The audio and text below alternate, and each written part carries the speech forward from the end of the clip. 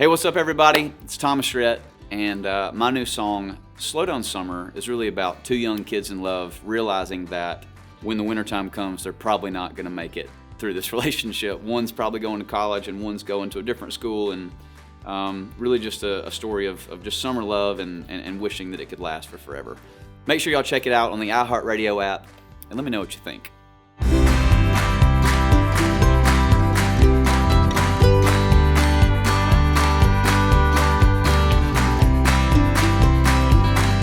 The idea for Slow Down Summer honestly came from like the day we were writing.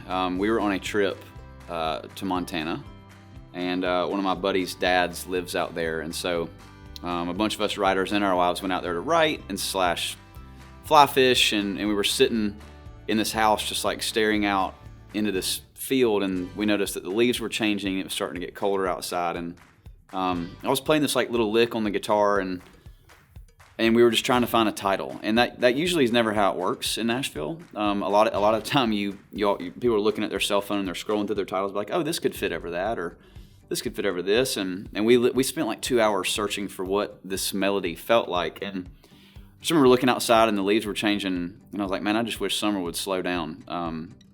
And usually, as a songwriter, when someone says something like that, you're like, oh, that could be cool. So we started writing this song about basically just two young kids just in love, knowing that they have the whole summer together, but also realizing that more than likely it's going to fall apart when the wintertime comes around. I think I imagine like, I don't know, two kids in high school, finishing their senior year. One's going to one college, one's going to a different college, and they're just like, man, if this could just stop for a minute, we could have so much more time together. And that's really where that song stemmed from. And we got in the studio and recorded it and started adding strings and started adding all these different really, really beautiful types of instrumentation to this song, and quickly became one of my favorite tracks on this record, and really, really excited for just people to hear it, and even more excited to get to play it live.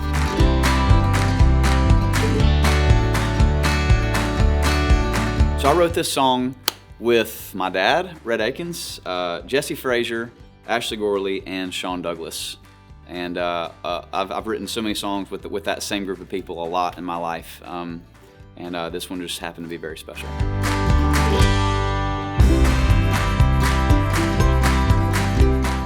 What's interesting about this whole co-write, and I'm not a name dropper, but I will name drop here. My buddy Sean, who I wrote Die Happy Man with, I wrote 16 with Sean.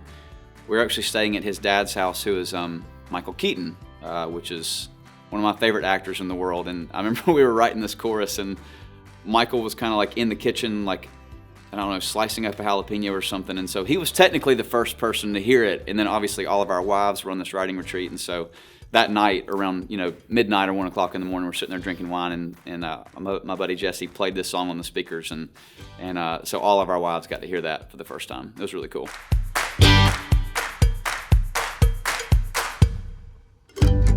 My favorite lyric in the song is halfway through the chorus when the melody starts to change into this like way higher register, and it says, I put my jacket on your shoulder, wishing the weather wasn't getting colder, letting you go, holding on to each other, saying slow down summer. I just love the irony in the way that sets it up. I'm letting you go, but I'm still holding on to you, knowing that this is probably not going to last much past where we're at right now.